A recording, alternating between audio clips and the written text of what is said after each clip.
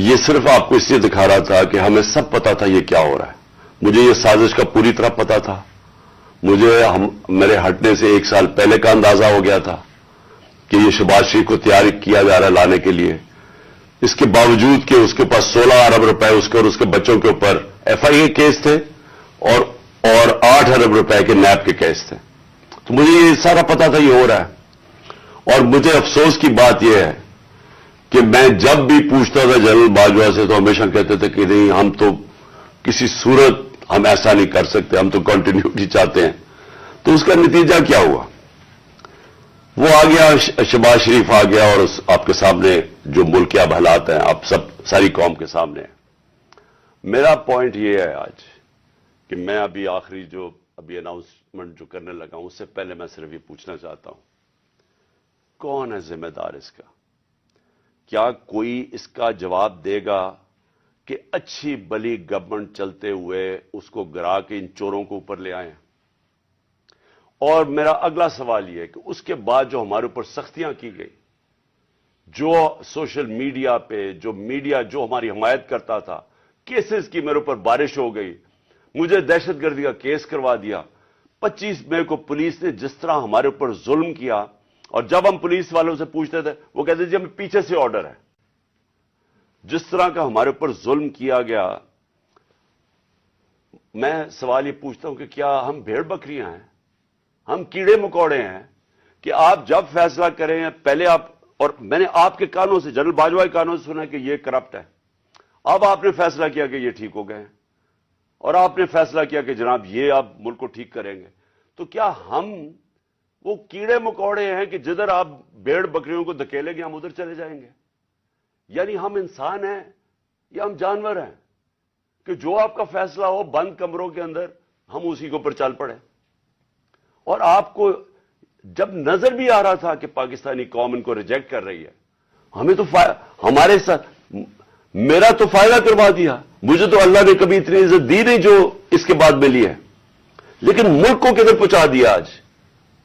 اور میں کیا یہ پوچھنا چاہتا ہوں کہ پاکستان کا مستقبل ہے کہ پہلے یہ لوٹیں گے, اب ان کے بچے تیار ہو گئے لوٹنے کے لیے, کیا اب ہم ان کو لے کے آئیں گے؟ اور اگر ہم ان کے خلاف جائیں گے اور ہم ان کو ریزسٹ کریں گے تو ہمیں پھیٹا لگایا جائے گا, ہمارے پر کیسز کیے جائیں گے, ہمیں ڈرایا جائے گا. مجھے ابھی بھی کہہ رہے ہیں کہ جی آپ اگر یہ آپ نے گورنمنٹ چھوڑ دی تو آپ کے اوپر بڑا ظلم ہوگا, آپ کی پروٹیکشن چلی جائے گی. جب میں جا رہا تھا, میں آج اپنی قوم کو بتانا چاہتا ہوں کہ جب میں جا رہا تھا مارچ کے اوپر, سب کو میرے ارد گرد بھی لوگوں کو پتا ہے, میں نے سب کو کہا تھا کہ اس میں واردات ہوگی, میرے خلاف میری جان کو خطرہ ہے. میں نے ٹی وی کے اوپر جا کے اس سے پہلے بتایا تھا کہ یہ دینی انتہا پسند کے نام پہ مجھے قتل کریں گے. ہر روز جب میں مارچ پہ جاتا تھا اور میں بشرا بیگم کو خدا حافظ کہتا تھا, میں تو ان کو سلام کرتا ہوں کہ ان کو پتا ہوتے ہوئے کہ میری جان خطرے میں تھی, اس کے باوجود وہ مجھے کہتی تھی کہ نہیں جاؤ, یہ جہاد ہے, یہ اللہ کے لیے آپ کام کر رہے ہیں. کوئی اپنی زندگی خطرے میں نہیں ڈالتا پیسے کے لیے یا اقتدار کے لیے, کوئی زندگی خطرے میں نہیں ڈالتا. جہاد کے لیے جب آپ اللہ کے لیے کام کر رہے ہیں تب آپ پتا ہوتے ہوئے کہ اب زندگی خطرے میں, اس کے باوجود جاتا تھا میں. اور میں جیسے ٹھیک ہوں گا انشاءاللہ, جیسی میں چلنے کے قابل ہوں گا میں پھر نکلوں گا باہر, کیونکہ یہ اللہ کا کام ہے. اپنی قوم کو حقیقی طور پہ آزاد کرنا یہ اللہ کا حکم ہے. ہمیں ظلم اور ناانصافی کے ساتھ سامنے کھڑا ہونا یہ اوپر والے کا حکم ہے, اس کو وہ جہاد کہتا ہے. امر بالمعروف پہ چلنا کہ جب آپ دیکھ رہے ہیں سارے چوروں کا ٹولہ اوپر بیٹھ گیا ہے اور آپ چپ کر کے بیٹھے رہیں بھیڑ بکریوں کی طرح, یہ آپ قرآن کا جو اللہ کا حکم ہے اس کے خلاف جا رہے ہیں. تو میرے لیے تو یہ جہاد ہے, تو میں نے تو یہ رکنا نہیں ہے. اور میں اپنی ساری قوم کو آج کہہ رہا ہوں, میں نوجوانوں آپ کو کہہ رہا ہوں, یہ کبھی نہ سوچے جو یہ 7.5 لاکھ ہمارے لوگ ملک چھوڑ کے گئے ہیں. مجھے افسوس ہے کہ دیکھیں آسان راستہ ہے. میرے لیے کیا آسان زندگی تھی, میں کرکٹ کے بعد کچھ بھی نہ کرتا, تھوڑی سی کرکٹ کے اوپر بات چیت کرتا ہوں, اللہ نے مقام اتنا دیا ہوا ہے میں کروڑ روپیہ کما سکتا ہوں, مجھے تو کچھ کرنے کی ضرورت نہیں تھی. لیکن اللہ نے ہمیں کسی مقصد کے لیے پیدا کیا ہے. جانور آتے ہیں, بچے پیدا کرتے ہیں, کھا پی کے مر جاتے ہیں. تو انسان بھی اگر اس کو اب سمجھ ہی نہ آئے کہ اللہ نے ہمیں کسی مقصد کے لیے پیدا کیا ہے, تو اس میں جانوروں میں کیا فرق رہ جاتا ہے؟ وہ جب قرآن کی آیت ہے کہ جب انسان فرشتے سے بھی اوپر چلا جاتا ہے لیکن گرتا ہے تو جانور سے بھی نیچے چلا جاتا ہے. تو میں اپنی ساری قوم کو کہہ رہا ہوں کہ دیکھیں, ہمارے سامنے اب دو راستے ہیں. ہم ان چوروں کے ٹولوں کو مان لیں تو ہم اپنی تباہی کر رہے ہیں. اس ملک کا کوئی مستقبل نہیں ہے. ایک ہی راستہ ہے کہ اب جدوجہد کریں. میں وہاں جب گیا, پنڈی پہنچا, اور میں اس وقت بڑی تکلیف میں تھا. میں یہ بھی آپ کو بتا دوں, کیونکہ مجھے ڈاکٹرز نے کہا تھا ابھی نہیں آپ ٹریول کر سکتے. میں گیا اس کے باوجود صرف اپنے لوگوں کو کھڑا کرنے کے لیے کہ دیکھیں, یہ پاکستان کے لیے ایک فیصلہ کن وقت ہے, اس کو ضائع نہ ہونے دیں. قوم میں بیداری آ گئی ہے. اور میں وہاں دو میں چیزیں کر سکتا تھا. ہم وہاں دھرنا بھی دے سکتے تھے, لاکھوں لوگ تھے. ہم وہاں اسلام آباد کے اوپر بھی جا سکتے تھے, اتنے لوگ تھے. ہم اسلام آباد میں خون خرابہ ہونا تھا وہاں, اور کئی دفعہ لوگ چاہتے ہیں کہ خون خرابہ ہو, لاشیں گریں, تاکہ وہ جناب ان کی تحریک اور اٹھ جائے. میں یہ نہیں چاہتا تھا. میں نے ساری سٹرگل آئین اور قانون کے بیچ میں ہے. میں کبھی اس سے باہر نہیں نکلا. اور میں نے اس لیے فیصلہ کیا کہ بجائے ہم وہاں جائیں اور توڑ پھوڑ ہو اور تباہی ہو, میں نے فیصلہ یہ کیا کہ ہم جو دو اسمبلی اب قربان کرتے ہیں, اپنی دو اسمبلیوں کو ہم قربان کرتے ہیں اپنے ملک کے لیے. اور اس لیے کرتے ہیں کہ ان کو جب 66% پاکستان میں الیکشن ہوگا, جب ہم ان دو اسمبلیوں سے نکلیں گے, جو میں بھی بتانے لگا ہوں کب نکلیں گے, 66% پاکستان میں الیکشن ہوگا. تو عقل تو یہ کہتی ہے کہ آپ جنرل الیکشن کروا دیں.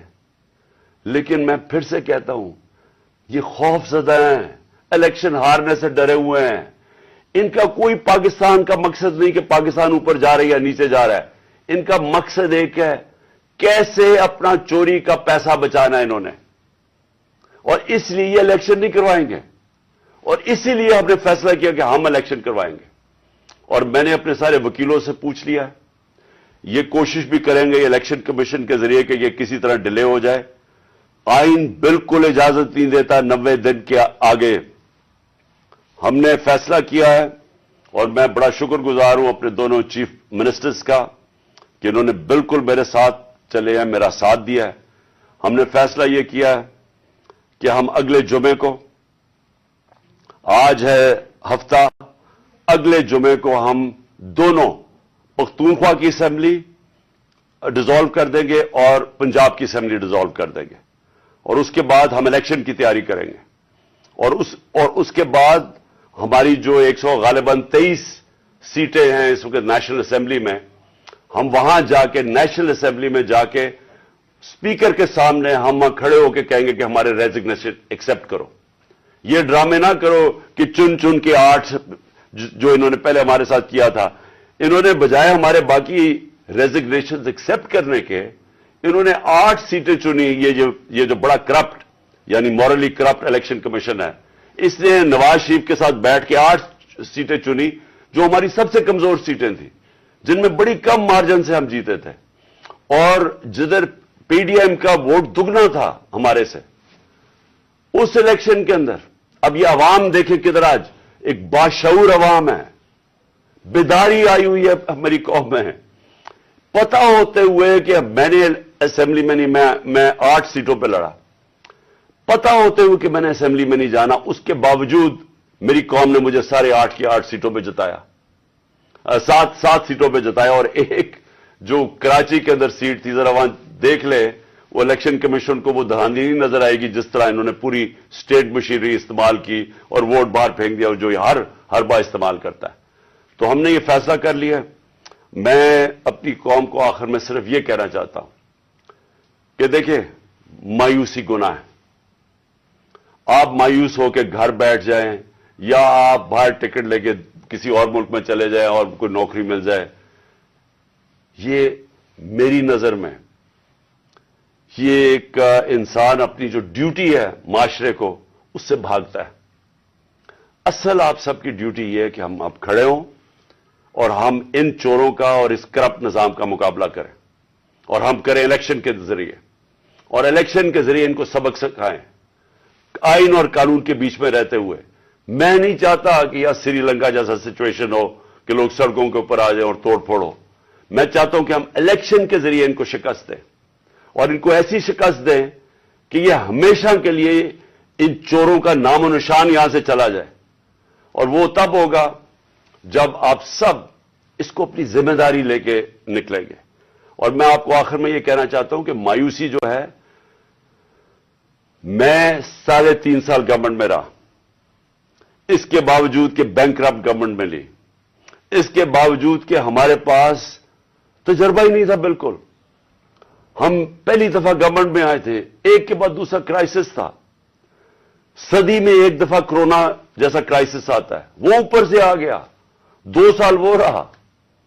اس کے باوجود پاکستان میں کسی گورنمنٹ نے، جس طرح میں نے کہا کہ جو ملٹری ڈکٹیٹرز کو تو امریکن ڈالرز ملے، ہمیں تو کوئی ڈالرز نہیں ملے۔ سب سے بہترین ہماری اکنامک پرفارمنس تھی، اس سب کے باوجود۔ اب ہم سمجھ گئے ہیں، مجھے تیسرے اور چوتھے سال میں پوری سمجھ آ گئی کہ یہ گورنمنٹ چلتی کیسے ہے۔ میں آخر میں صرف آپ کو یہ کہنا چاہتا ہوں، مایوس نہ ہوں۔ ملک یہ تب اب اٹھے گا جب بڑے اور مشکل فیصلے ہوں گے۔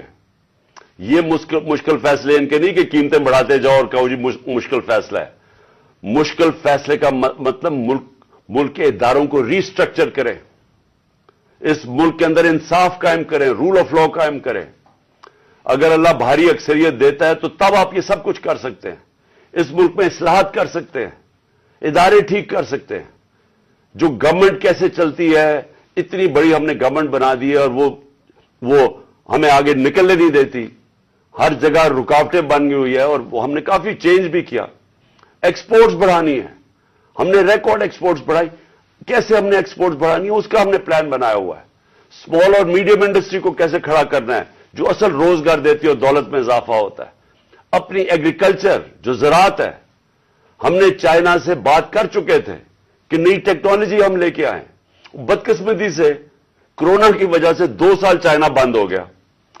وہ جو نئی ٹیکنالوجی سے ہم نے صرف اپنی، اگر ہم وہ چھوڑیں کہ جو چائنا کے اندر وہ پیداوار لیتے ہیں 1 ایکڑ سے، ہم اگر اپنی دگنی کر لیں تو اب یہ سمجھیں کہ پاکستان کے اندر ایک انقلاب آ جائے گا۔ میں آخر میں یہ کہنا چاہتا ہوں کہ کوئی مایوس ہونے کی کوئی ضرورت نہیں ہے۔ یہ ٹورزم میں ہی ہم اتنا پیسہ بنا سکتے ہیں، اور وہ بھی بدقسمتی سے کرونا کی وجہ سے ٹورزم ساری دنیا میں بند ہوگی۔ ہم اس ملک کو اٹھا سکتے ہیں، لیکن وہ گورنمنٹ اٹھائے گی جس کے پاس ایک مینڈیٹ ہو، جس کے پاس عوام کی طاقت ہو، اور اس اللہ کے بعد اس ملک کے جو وارث ہے وہ عوام ہے، اور کوئی نہیں۔ عوام اس ملک کی وارث ہے، اور میں آپ میں سے ہوں۔ ہم نے اس عوام نے ایک قوم بن کے ہم نے اس مشکل وقت سے نکلنا ہے، اور لیکن وہ نکلیں گے تب جب اس ملک کے اندر صاف اور شفاف الیکشن ہو، اور اس کے لیے ہماری اب جدوجہد جاری رہے گی۔ میں آپ سب کا شکریہ ادا کرتا ہوں کہ پھر سے آپ میری کال پہ آئے۔ پاکستان زندہ باد۔